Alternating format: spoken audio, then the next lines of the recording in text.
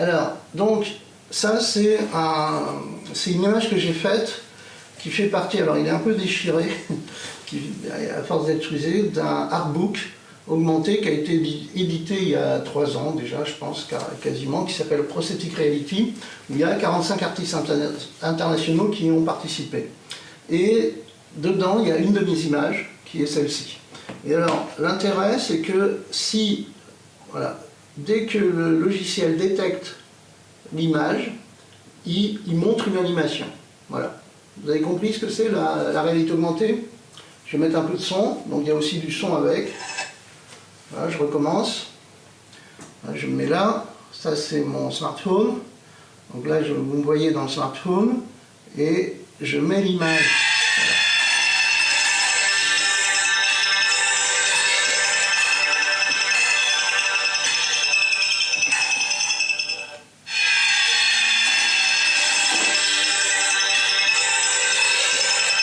Ça va?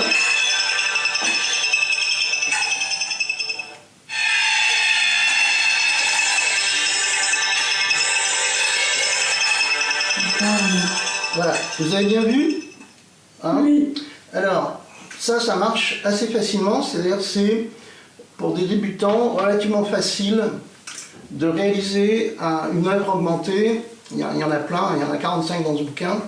Et en fait, c'est extrêmement facile. Et ben, c'est même pas relativement facile, c'est extrêmement facile pour des étudiants d'école d'art supérieure de réaliser quelque chose en réalité augmentée. Ce qui fait qu'il n'y a même pas besoin que je donne des cours là-dessus. Vous allez, pour ceux qui ont peur de s'attaquer dès cette année à des trucs aussi compliqués que Cinema 4D et Unity, je vous fais une sorte de dérogation pour travailler, mais qui est provisoire, parce que l'année dernière, de toute façon, vous n'y coupez pas, les 3e année, il faut qu'il me fasse un truc en Cinema 4D et Unity. Mais ça vous permet d'avoir un délai de réflexion, on va dire, quitte à ne pas suivre les cours en 3e année de 3D, et en tout cas de livrer un travail personnel qui va me permettre de vous noter. Et donc vous pouvez réaliser quelque chose dans iJack. Alors je vous le montre, je vais repartager l'écran, je vais quand même vous montrer ce que c'est iJack. Hein, hop, voilà, et on va aller sur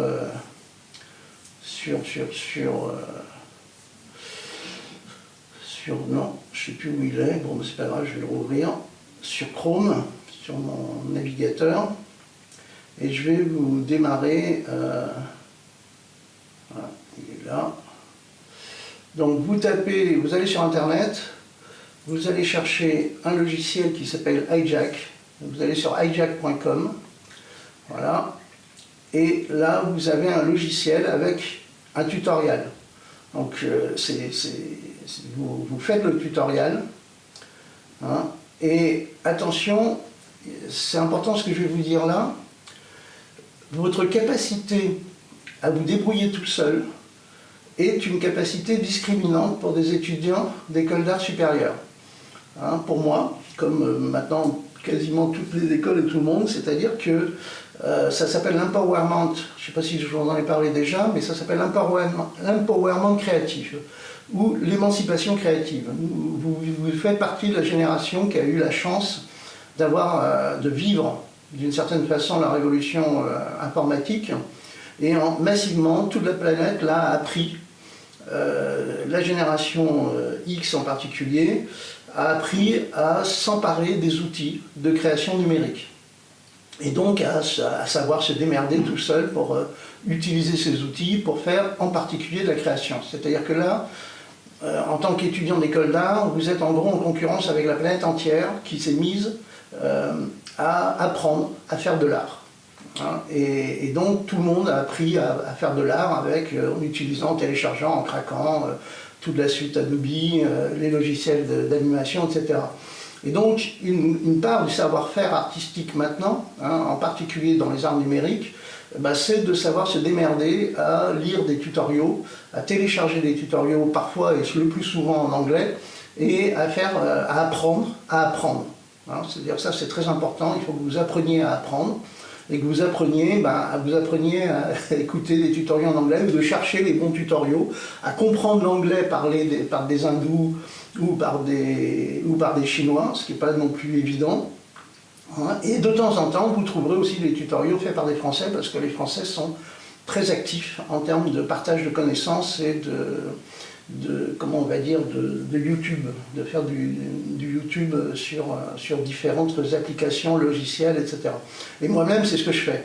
C'est-à-dire que moi, en tant que professionnel, j'ai passé ma vie entière à suivre l'évolution de la technologie.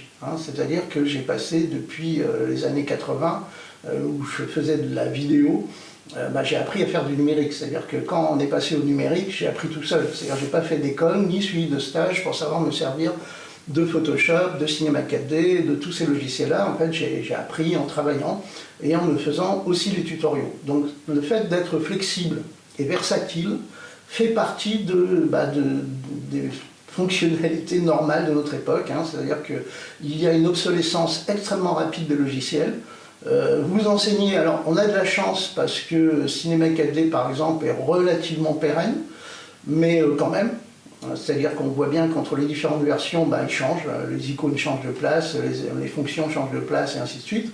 Donc il y a une très très grande obsolescence et versatilité des logiciels eux-mêmes, de leur utilisation, et puis on le voit, alors ça s'appelle la loi de Moore. Je ne sais pas si ça vous dit quelque chose, la loi de Moore. Est-ce que ça vous dit quelque chose, la loi de Moore? Non. Non. Alors, je vous explique, parce que ça fait quand même partie, c'est des choses qui sont importantes à connaître. Alors, la loi de Moore, c'est un, comment ça s'appelle? Je vais arrêter le partage juste le temps de vous expliquer ça. Moore, c'est un chercheur, c'est le créateur, voilà, non, c'est pas un chercheur, c'est l'un des 3 créateurs de Intel. Intel, c'est le fabricant de processeurs, ce qui équipe tous vos ordinateurs et qui est à la base même de la création en art numérique, entre autres. Et Moore, il y a 60 ans, a eu une intuition. On appelle ça la loi de Moore, mais ce n'est pas une loi, c'est une intuition. C'est M. Moore s'est réveillé un matin et il s'est dit « Oh, je pense que les microprocesseurs », donc au début de la loi de Moore, alors c'est très important, ça a l'air de rien, mais c'est important ce que je vous raconte parce que c'est vraiment inscrit dans la culture générale de l'informatique, et aussi c'est important par rapport à votre profession, votre future profession, vos futurs outils, parce que ça a une influence justement sur votre travail. Il a dit les processeurs, donc c'était physique au départ, les cartes mères, en fait les cartes de processeurs plutôt, les processeurs, on va pouvoir doubler tous les X mois, donc c'est soit les 15 ou 17 mois, c'est variable parce que c'est pas une vraie loi en fait, on va pouvoir mettre plus de processeurs sur la puce principale, on va pouvoir doubler. Maintenant, on ne dit plus ça, c'est plus physique, on dit tous les X mois, donc 15 et 17 mois, les machines vont doubler de capacité de traitement de l'information. Alors je ne vais pas vous faire tout l'histoire de la cybernétique, mais le fait de parler en termes de traitement de l'information, ça fait référence à la cybernétique, qui a été inventée en 1948 par un mathématicien américain qui s'appelle Norbert Wiener, et qui a révolutionné, c'est-à-dire vous vivez actuellement, nous vivons dans un monde cybernétique. Le fait même que nous ayons cours actuellement, malgré le confinement, de toute façon en téléconférence, est né de la révolution cybernétique qui a eu lieu aux États-Unis en 1948. Alors, Moore dit ça, et on dit maintenant, tous les 17 mois, tous les 15 mois, les machines vont doubler de traitement de l'information. Il s'avère que cette prophétie, tout intuitive qu'elle soit, s'est avérée vraie. C'est-à-dire, effectivement, depuis 60 ans, il y a une espèce d'accélération exponentielle de la capacité des ordinateurs, puisque c'est de ça qu'on parle, à doubler leur capacité de traitement d'information. Alors, c'est pas que Moore était un prophète, un grand prophète. En réalité, on dit que c'est une prophétie autoréalisatrice. C'est-à-dire qu'en fait, Moore étant le patron d'Intel, c'est-à-dire plein de gens auraient pu, et il y en a d'ailleurs qui ont eu la même intuition, la différence entre plein de gens et Moore, c'est que Moore, c'est l'un des patrons d'Intel. Intel étant le fabricant de processeurs. Donc depuis 60 ans, l'industrie informatique est en train de respecter la loi de Moore. C'est-à-dire qu'il s'efforce tous les ans, en fait, en gros, de respecter ce doublement, de faire en sorte que les machines doublent réellement de capacité de traitement d'information. Au point de tricher. C'est-à-dire qu'il y a eu un moment où les processeurs n'étaient pas capables de doubler leur capacité de traitement d'information. Alors qu'est-ce qu'ils ont fait? Dans les ordinateurs, ils ont mis plusieurs processeurs. Vos ordinateurs sont équipés, sont des 4, 8, 24 processeurs, ce qui permet de démultiplier leur capacité de traitement d'information et ainsi de respecter la loi de Moore. Alors, la loi de Moore, on commence à s'en détacher, non pas qu'on ne la respecte pas, mais par exemple, il y a des secteurs comme les mémoires qui vont plus vite que la loi de Moore. C'est-à-dire les capacités de mémoire des puces augmentent de façon plus rapide que la loi de Moore. Alors, une fois que vous avez compris ce principe de la loi de Moore, le phénomène qui se produit, c'est que si les machines doublent de capacité de traitement de l'information tous les X mois, ça veut dire que l'humanité multiplie ses capacités de traitement d'information tous les X mois. Et donc vous êtes en train de vivre, nous sommes, alors moi je l'ai vécu, j'ai la chance d'être un boomer, donc j'ai vécu le passage du monde analogique, alors à une époque où on traitait la vidéo et l'image de façon analogique, au monde numérique. Et justement, c'est le monde numérique qui est en pleine accélération. Et moi, je le vois, maintenant, c'est tous les mois, quasiment. On a une invention majeure, une découverte majeure qui change petit à petit, mais c'est pas petit à petit, d'ailleurs, c'est assez rapidement, l'humanité, la façon dont on travaille, la façon dont on produit, la façon dont on communique. Et vous êtes en plein dedans. C'est-à-dire vous vivez ça tous les jours. Et en particulier, nous, dans notre métier d'artiste, de graphiste, etc., eh ben, on est obligé de s'adapter tous les 4 mois, 5 mois, à une évolution majeure des logiciels. C'est ce que d'ailleurs nous allons voir ensemble sur Mixamo, sur par exemple le rigging. Ça a été une évolution très discrète, mais dans nos professions de 3D, c'est une révolution. C'est-à-dire que tout d'un coup, une opération qui s'appelle le rigging, qui mettait des mois, des semaines à fabriquer, c'est-à-dire de riguer un personnage, on l'a peut-être évoqué, je pense, dans le cours, mais on va y revenir justement, d'animer un personnage, qui était un des plus hauts niveaux d'expertise de la 3D, se fait maintenant en 2 minutes automatiquement en ligne sur le site d'Adobe. Et donc ça va être tout le temps comme ça. On va avoir des phénomènes de ce genre-là, et donc tout le temps, il va falloir s'adapter et faire de la veille technologique. C'est-à-dire que ce que je fais moi, mais vous devez le faire vous, c'est être attentif aux évolutions de la technologie et voir quel est le nouveau logiciel, quelle est la nouvelle application, etc., qui est en train de sortir. Ça fait partie de nos métiers parce que, en fait, vous cessez très très rapidement d'être efficace et intéressant pour une entreprise, puisqu'on rentre aussi dans un espèce de monde ultra compétitif qu'on appelle le néo-darwinisme. C'est pas du darwinisme d'ailleurs, Darwin n'a rien à voir avec ça, on va plutôt appeler ça néo-spencerisme, c'est-à-dire un côté ultra prédateur, compétitif, où tu dois être constamment être un jeune cadre sup, dynamique et attentif et super optimum et qui connaît le dernier logiciel qui a été créé pour l'appliquer. Ça, il y a un processus à l'œuvre comme ça, et malheureusement, notre milieu, le milieu artistique, n'échappe pas à ce processus-là, d'autant plus que vous allez travailler dans un secteur le plus souvent, qui est le secteur de la communication industrielle ou audiovisuelle. Alors, donc voilà, donc c'est important pour vous, tout ça pour vous expliquer en quoi le fait que vous deviez vous tenir au fait de l'évolution des technologies, des logiciels, est important même dans votre carrière artistique. Après, alors moi personnellement, j'ai deux chapeaux, deux identités, une identité professionnelle et une identité artistique. Vous ne trouverez aucune information sur le net, ou à peine, sur mes activités de communication industrielle et professionnelle, parce que ça n'a aucun intérêt, je ne communique pas là-dessus, mais c'est ça qui m'a permis de gagner ma vie. C'est-à-dire, depuis 40 ans, je fais des films de communication industrielle, je fais de l'habillage, je fais tout un tas de trucs strictement sans intérêt, mais qui me permettent de me financer ma vie et de financer ma carrière artistique. Donc mes œuvres artistiques me coûtent beaucoup d'argent, me rapportent quasiment rien, mais c'est mon activité de graphiste professionnel qui me nourrit, plus ou moins. Après, c'est très chaotique, ça c'est ce à quoi vous allez vous affronter dans les années à venir. Il faut être flexible, versatile et très adaptatif, parce que vous allez avoir des périodes où vous allez gagner beaucoup d'argent, puis des périodes où vous allez vous retrouver quasiment à la rue, et ainsi de suite. La vie de graphiste et d'artiste dans notre société est particulièrement chaotique. Mais c'est aussi notre avantage. Ça aussi, je vous le dis, c'est une blague, je vous la raconte parce que c'est une anecdote amusante. Alors, c'était la fin des années, de la fin du siècle dernier. J'étais en découverte bancaire, je me retrouve avec ma carte bleue bloquée.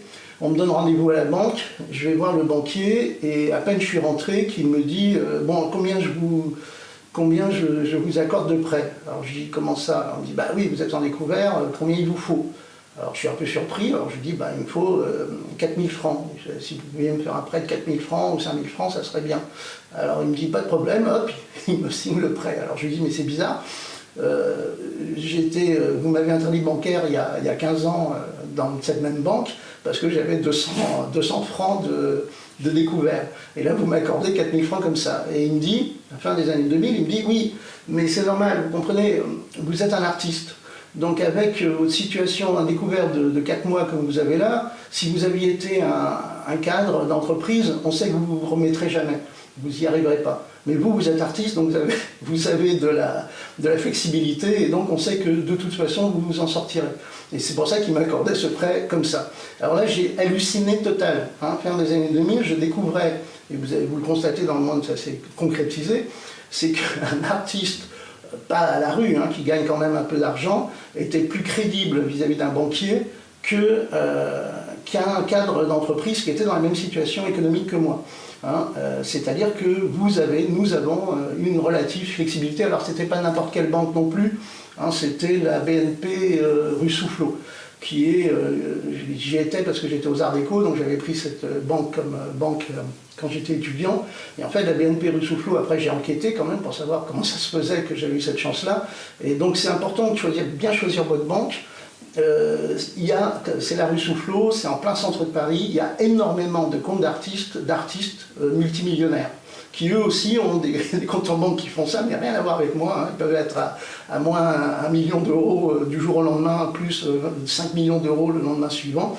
Et donc ils ont l'habitude de gérer ce qu'ils appellent les comptes d'artistes. Donc il faut aussi bien choisir votre banquier pour avoir un bon interlocuteur en face de nous, en face de vous. Enfin, cette anecdote pour vous expliquer que vous rentrez, que vous allez rentrer, si vous n'y êtes pas déjà, dans un monde très particulier, et même d'un point de vue économique, vos choix économiques sont importants. Et surtout, donc pour terminer et revenir sur ce que je vous expliquais,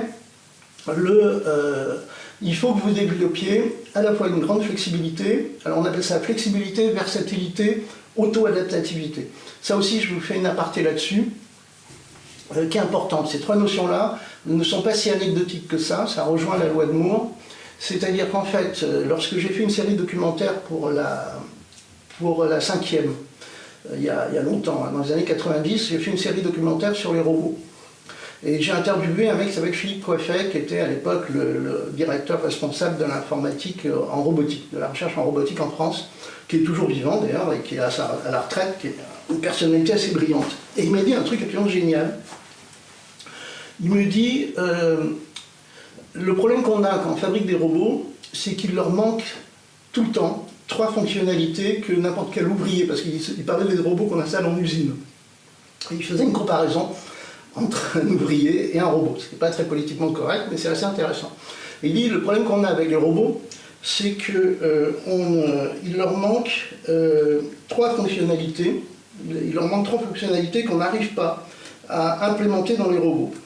Et il me dit, ces 3 fonctionnalités-là, ce sont la flexibilité, la versatilité et l'auto-adaptativité. Alors, qu'est-ce que c'est la versatilité? La versatilité, c'est que lorsque,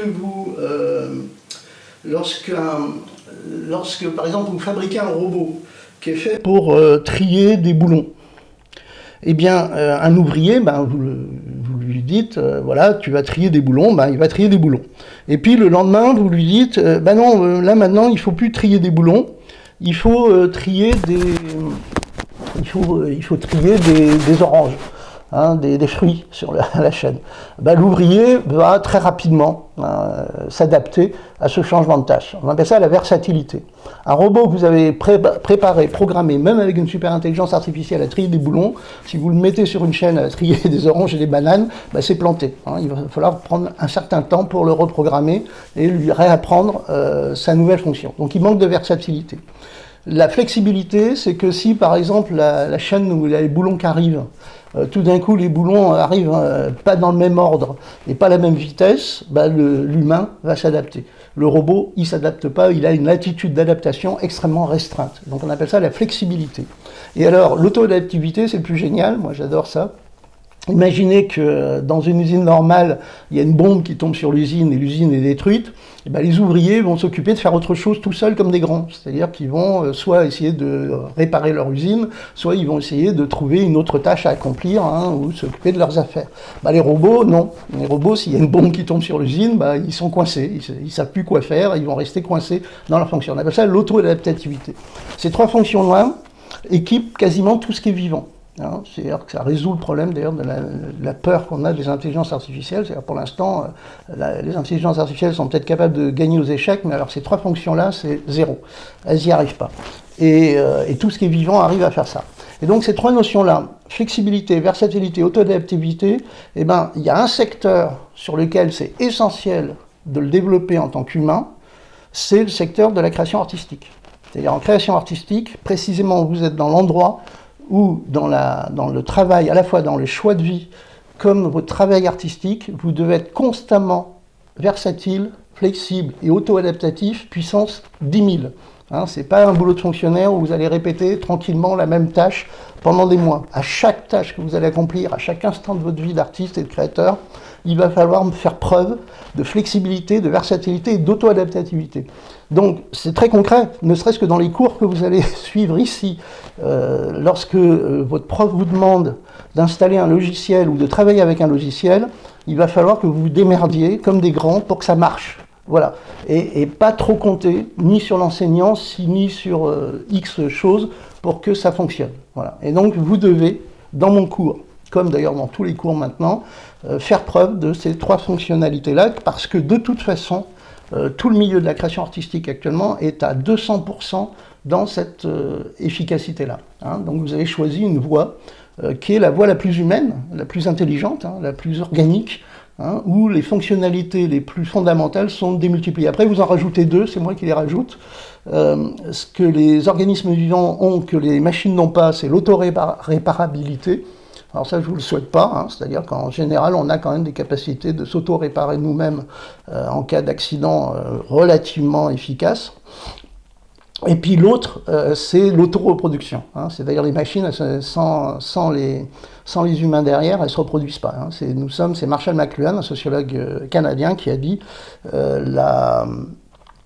l'humanité est l'organe sexuel des machines. Mais c'est exactement ça, c'est-à-dire sans humains, les machines ne se reproduisent pas. Par contre, nous, en tant qu'humains, on se reproduit, mais ça, on le met de côté parce que ça ne fait pas partie du cours. Je vous laisse vous démerder avec cette fonctionnalité-là.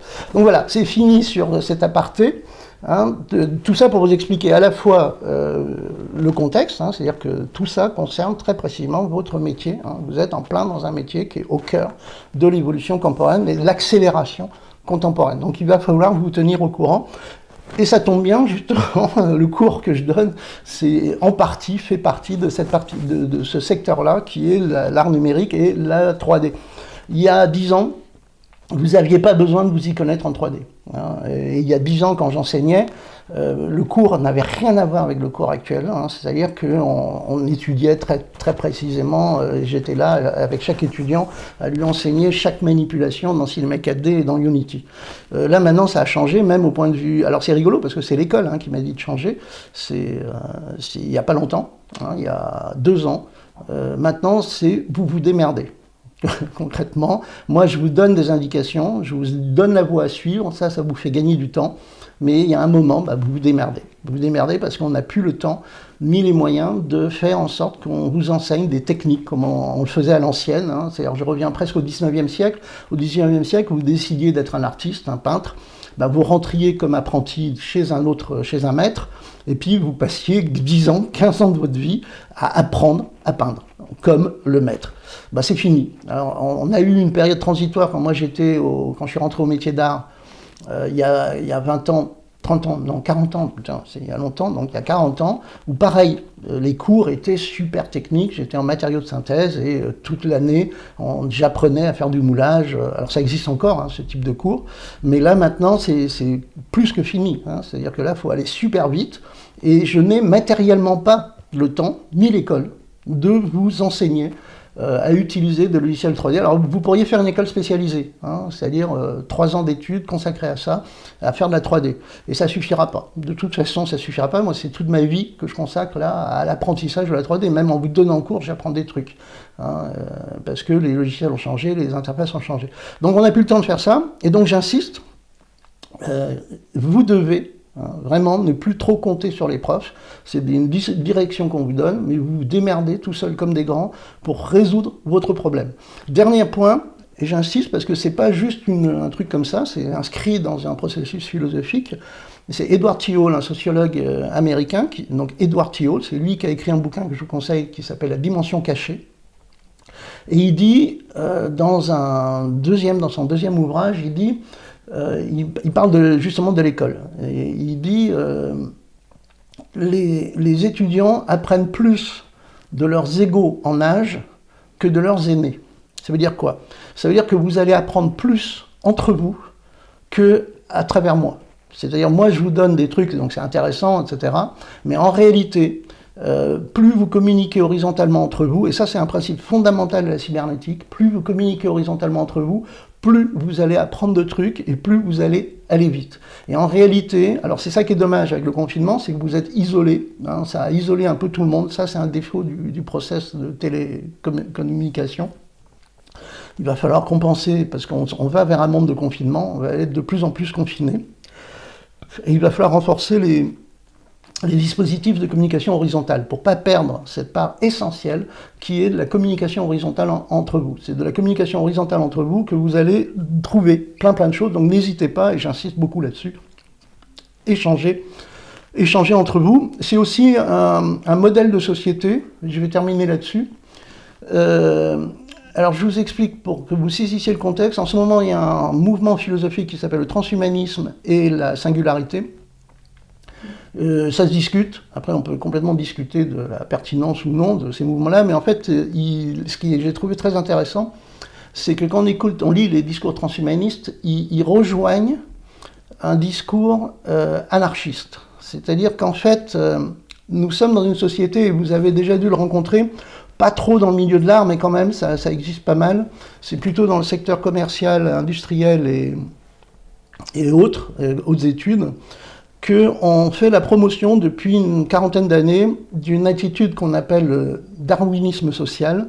Darwin n'a rien à voir avec ça, c'est Hitler et Goebbels qui ont fait une très mauvaise interprétation, on va dire, du darwinisme, et en gros avec l'idée, c'est le prédateur le plus fort qui survit. Ça, c'est inscrit toujours dans l'inconscient collectif, surtout des grandes entreprises et d'un certain type de formation. C'est-à-dire que vous devez être un espèce de surhomme ou surhumain ultra prédateur. En fait, c'est pas du darwinisme, ça s'appelle du spencerisme. Ceux qui ont véhiculé ce concept-là, c'est avant-guerre, au 19e siècle, dont un mec qui s'appelle Spencer, et c'est avec une théorie qui s'appelle la survie des plus aptes. L'idée, c'est que c'est bien que les plus aptes survivent, et puis que tous ceux qui ne sont pas aptes à survivre, ils dégagent. Hein, donc c'est pour ça que l'Allemagne nazie, qui était complètement adepte de ce truc-là, a éliminé physiquement tous les gens qui n'étaient pas aptes. Hein, donc les gens qui avaient des déficiences mentales, et puis tous ceux qui considéraient comme non aptes. Donc après, ça part en live total. Sauf que cette philosophie est toujours présente. Hein. Le problème est qu'elle a été contrée très vite par justement des darwiniens, dont un mec qui s'appelle Kropotkin. Kropotkin était un chercheur, un éthologue, avant l'heure, qui travaillait sur les animaux en Sibérie. Et il a mis en évidence, dans un processus darwinien, que les espèces qui avaient le plus de possibilités de survie étaient celles qui, malgré le fait qu'elles soient prédatrices les unes des autres éventuellement, mettaient aussi en place des processus collaboratifs. Et donc, en conditions extrêmes, les espèces qui mettaient le plus en place de processus collaboratifs interespèces avaient plus de chances de survivre que les espèces qui étaient en compétition permanente entre elles. Et de là, Kropotkin va fonder une des branches de l'anarchisme. C'est-à-dire c'est un des fondateurs de l'anarchisme. Et l'anarchisme, c'est pas du tout, comme on imagine, une espèce de truc chaotique où chacun fait ce qu'il veut. En fait, l'anarchisme ne fonctionne que dans une société collaboratrice, horizontale, très très développée. Hein, c'est-à-dire où la conscience de l'autre, la conscience du partage a été particulièrement valorisée et développée. Donc l'anarchisme ne peut fonctionner qu'en une société très éduquée, hein, très très évoluée, selon en fait cette filière de l'anarchisme qui est celle de Kropotkin. Et ce qui est très intéressant, c'est que Kropotkin est un adepte de Darwin. Et donc là, nous le vivons actuellement, nous sommes en train de le vivre en ce moment avec le confinement, on se rend bien compte que la philosophie, qui est la philosophie de la compétitivité, a ses limites. Elle fonctionne, c'est-à-dire que les outils que vous utilisez là actuellement sont nés du capitalisme, hein, sont nés du processus capitaliste, il y a une part vertueuse du capitalisme, mais il y a aussi une part néfaste, qui est justement cette promotion de l'ultra-compétitivité et l'ultra-compétition. Et on y revient là actuellement, et donc c'est pour ça que je termine en insistant là-dessus, c'est pour ça que tous les mouvements actuels, vous vivez une période où il y a une nouvelle révolution culturelle qui est en train de se produire, qui est le do-it-yourself, et la notion de partage horizontal des ressources et des moyens, en particulier dans le milieu du do-it-yourself, c'est-à-dire la fabrication avec les imprimantes 3D d'un certain nombre d'outils. Vous êtes les futurs acteurs de ce processus-là. Là, vous êtes en plein dedans. C'est votre génération qui est en train de développer cette nouvelle philosophie de vie, même si elle n'est pas formalisée telle que je vous le raconte là. C'est-à-dire, c'est pas encore formalisé. Moi, je le formalise parce que ça fait 40 ans que je vois ces révolutions culturelles se succéder les unes après les autres. Donc, vous êtes directement impliqués là-dedans à un point que vous n'imaginez même pas, parce que vous êtes des artistes, vous êtes des créateurs, vous faites de la communication. Votre métier, c'est de traiter de l'information. Traiter d'information avec les outils que vous utilisez actuellement, avec tous ces outils-là. Donc vous devez développer à la fois une réflexion et une stratégie sur le traitement de l'information et comment vous allez vous insérer dans ce processus global. Donc parce que, à la différence de l'empowerment créatif massif de la planète, vous êtes des professionnels.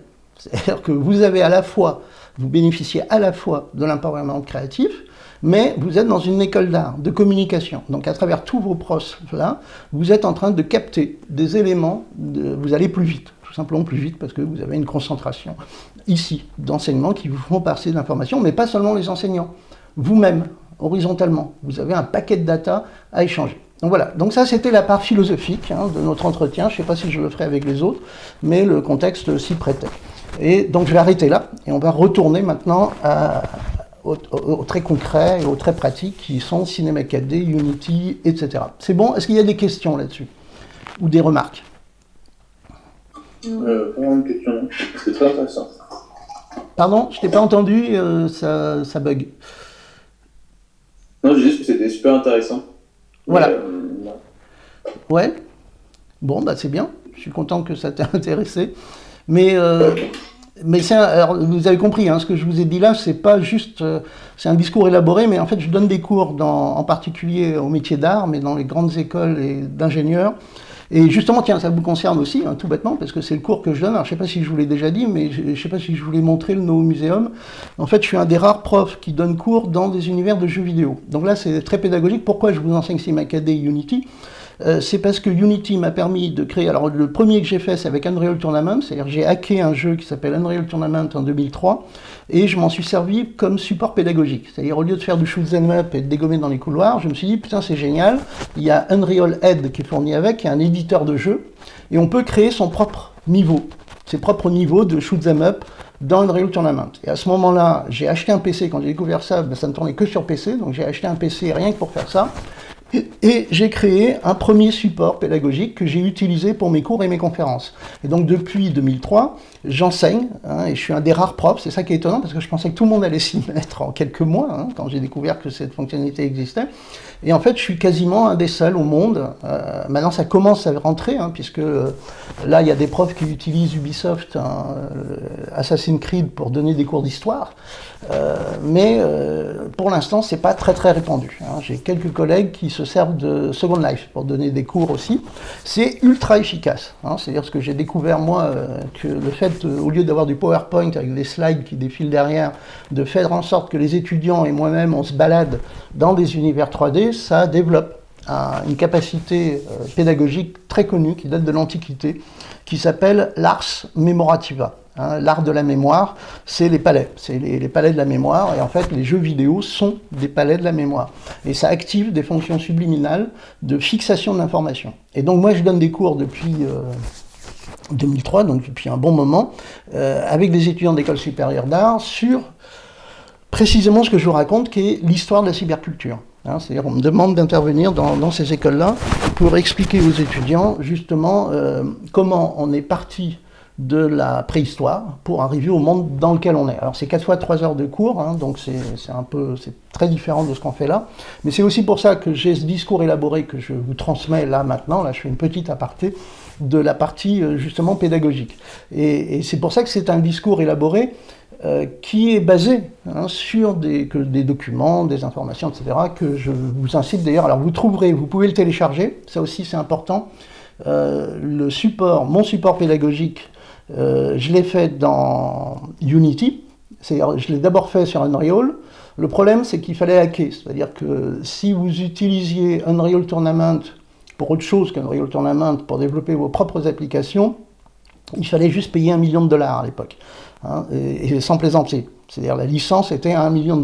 Pourquoi ? Parce qu'il partait du principe que si vous utilisiez le moteur d'Unreal pour développer quelque chose, c'était forcément un jeu vidéo.